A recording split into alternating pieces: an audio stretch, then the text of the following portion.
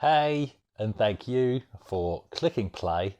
I need to video this introduction because I need to get round to pulling apart this Amiga. And what I want to quickly go through is basically what we need to do to this. And why it needs to be treated with a certain level of respect. So this is the A1200 that I bought off a friend, Godfrey. And what I've been cautious about, not blagging on this channel, but sadly, we actually lost Godfrey last year, was it? Or was it the year before? Time's all a bit blurred, but not too long after I bought this off him. He was a year younger than me, almost to the day. And this, I believe, was his original case. So the board inside was one that he bought off another guy, Steve, in the group. That's a board that's been recapped through Marvin Drugsma in Europe. So the board is fine. It's got a great compact flash hard drive installation on this machine. But I believe this was Godfrey's original case. I'm sure he said to me it was his case from back in the 90s. And so this case, he passed on for free to, I think for free, to Shane. And then when I first got into the group, Shane actually passed this case on for free to me. And then when Godfrey bought the board off of Steve, he then put a post up on the case. I didn't know it was his original case. And I said, yeah, I've got a case I was given for free. You can have it. And when I took it to him, he was astounded because he knew exactly the background of the case and he knew it was his original case by the replacement badge that's on it and all of that kind of thing. Now, Godfrey's the kind of guy that he was incredibly generous and he was also, into maintaining machines and also upgrading the machines. So, in fact, he wouldn't care if I replaced this with a brand new replacement or another case that hadn't yellowed so much. He actually wouldn't care because he over time, he probably would have done that himself. But now there's history to it. So I want to do the right thing. So what I want to do to this case, basically, and this keycap, which I don't think these are his original keycaps, could be wrong, but anyway, it's just the case. You can see it's not too badly yellowed. It just needs a bit of brightening up. So my plan is for both the case and also for the keys is to do a vapor bright. I'm not going to do a paste retro bright. I'm certainly never ever going to repaint this case. My feeling is just a day's worth of vapor bright. So if you're not familiar, that's where there's no contact between the hydrogen peroxide and the plastic. You're basically letting the vapors do the work, and I've seen good results on many videos on the topic. So that's the plan, because, this kind of thing, restoration isn't my forte. So I'm not going to film doing what I'm going to do to this machine because I want to do it carefully. I want to be concentrating on what I'm doing rather than concentrating on filming at the same time as concentrating on what I'm doing. So as soon as we've got to pull the machine apart anyway, there's a few other things we're going to do. One is this hard drive light does not work. Let's go and load something that will definitely do a lot of loading. Alien Breathe 3D2, yes. And you'll see not once has this hard drive light flickered. Obviously we won't hear a hard drive light because it's compact flash, but there should be flickering. Now the IDE to compact flash adapter, there is a fix for ones that don't do it, but I'll show you the replacement parts that I've got already ready to go. The other thing I wouldn't mind doing whilst we're doing that, in all honesty, is doing a fresh install. This install of Workbench 3, which is the right one for this chipset because it's the 3.0 ROMs rather than the 3.1, which was the SCOM models. It's fully loaded with lots of games and stuff. It would take me forever to do such a nice install, so I'm certainly going to back this one up. But I've also got another empty compact flash card because I want to experience doing a fresh install myself. So we're going to do that as well. So change the compact flash card adapter, put a fresh compact flash card in there temporarily. And the other thing is, whilst the floppy drive works, You can hear that noise, and it does it with lots of discs. So the floppy light works, but you probably can't see that. It never detects, doesn't matter what disc I try, I've tried lots, and it never detects discs. And sometimes when you've put a disc in there, it will continue to think there's a disc in there, or it won't detect a disc. So there's a problem with the little thing that pops up and down to detect a disc presence as well. There we go, it's now thinking there's a floppy drive in there. In any minute it will come up here and say, there's a bad disc, and there's no disc. That's not going to do it, it's going to make a liar of me. Let's not forget, as soon as we're retrobrighting that, we may as well retrobright this original mouse as well. This says model A600, but they were the same for the A600 and the 1200. So that's an original Commodore mouse as well. And this is so beautifully smooth compared to a tank mouse. I must say, I love the tank mouse. This is actually really nice. So you're not going to see the build, you're going to see the before and after. So that is the color of the A1200 now. It really isn't that yellowed, but it certainly can do with some improvement. And let's add to that the mouse. So the mouse seems to have aged gracefully along with the A1200. The top of the mouse, ironically, is not as badly discoloured as the sides. The sides are actually quite discoloured. So it would be very easy to forget the mouse, but then as soon as, if the vapor brighting works, as soon as I plug the mouse in, it's going to really expose itself as being old and neglected. So let's hope we can do this case justice, and I'll show you all the stuff that I've got to help this case along. Obviously the floppy drive itself will either need to be replaced if I can't successfully clean and rectify the issues that it has. Okay, so let's move that out of the way.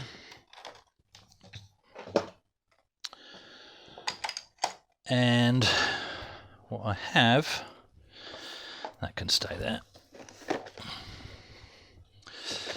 In here, I think everything's in here that we're going to need. I have a nice set, again from Marvin Drugsma, of manuals. I've showed you those before. So a nice set of original A1200 manuals. So you can see what I'm aiming for here, to sort of reconstruct what this thing could have been like from brand new. Brand new set of discs, not in the folder that they usually come in, so I will try and locate an empty wallet, because it'd be nice to put those in, but I'm not too fussed about that. I'm certainly not going to stall any part of the project waiting for that. And then in here are some parts that Godfrey gave me, and also stuff that I've purchased myself. So the first and foremost is a new set of LEDs. Is the camera going to refocus? There we go. Are these the newer ones? There's a ridge to them. No, I think the new one's in there, and these are the old original ones. I think that's right. But there was just simply a loose wire in this, and I've already rectified that. So this is actually a fully working set as well. So I think these will go back in that case because they actually work and they're the original ones and there's nothing wrong with them. And I might save that brand new set, which were a set Godfrey gave me, for a future project, or maybe I'll end up passing them on to somebody that needs some, or keeping them as spares, who knows. Another thing that Godfrey gave me is this that he'd already bought. And let's try and focus. So that is a Commodore A1200 HD-30 badge.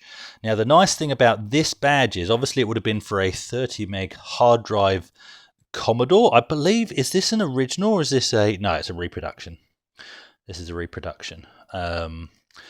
But at least I think it's a reproduction. I'm not sure. Somebody tell me in the comments, does that look original or is it a reproduction?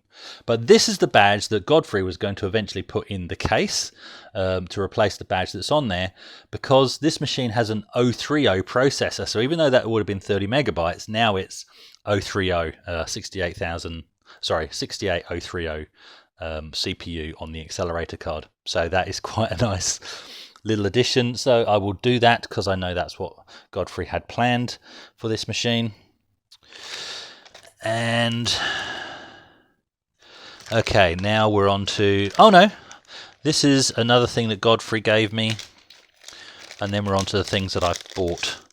So he's also given me a PC MCIA adapter slot for putting CF cards in the side slot there for extra storage, and a nice easy way of getting stuff off the PC and onto the A1200, because my PC does have a compact flash port in it as well.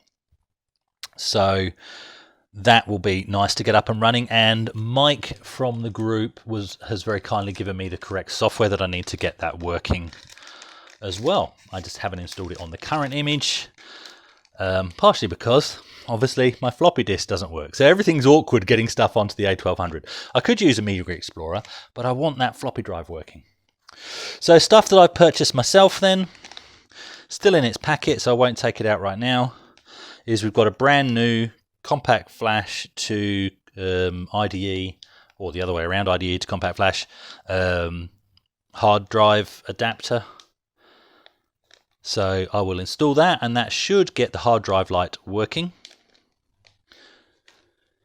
And I have two 8 gig compact flash cards. So the idea is one will go inside the machine for a fresh install of Workbench, and the other will be for toing and froing between the PC and the PC MCIA slot on the side of the machine, getting files on and off. But the main thing is I need to take the machine apart and vapor bright it and fix that floppy drive. And as said, I'm actually not going to show you any of that because I want to concentrate on doing it, not on filming it. So what hopefully you'll see next is a fully working and retro brighted A1200. So how's this for a plan? I'm going to take that out and just make sure that's in focus again. I'm going to close the box. I'm going to open the box. Bet you've never seen a retro bright done like that before. All right, let's get it out and have a look. But before we do that, let me just show you what we're dealing with here in terms of, there's my piece of paper for the white balance. So I'll take the machine out carefully because it's not screwed back together again yet. And we'll talk through what's been done. So basically, and I'll give you a bit of overlay of some photos as well that I've taken retrospectively, but my method was the vapor bright method, like I said, and essentially, so putting 12%, I think it is, hydrogen peroxide, so food grade hydrogen peroxide in the base, very, very, small layer in the base of the tub, with a smaller tub upturned inside of that. And then on day one, basically on fairly warm days, day one was the bottom half of the case, which has come out like this.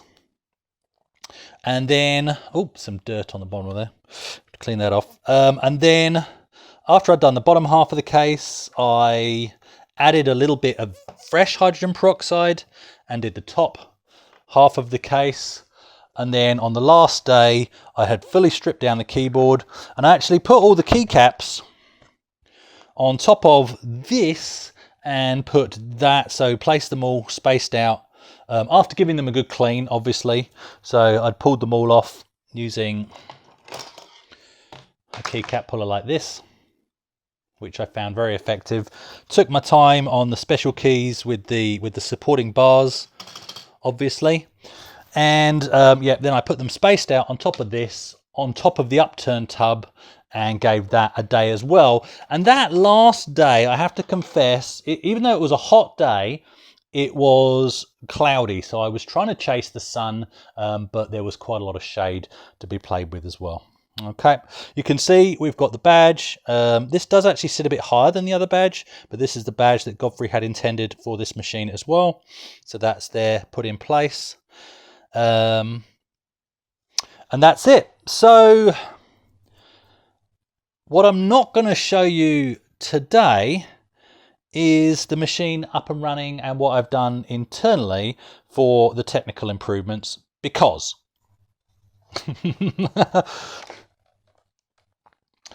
yes, there's no floppy drive right now. Here's the floppy drive.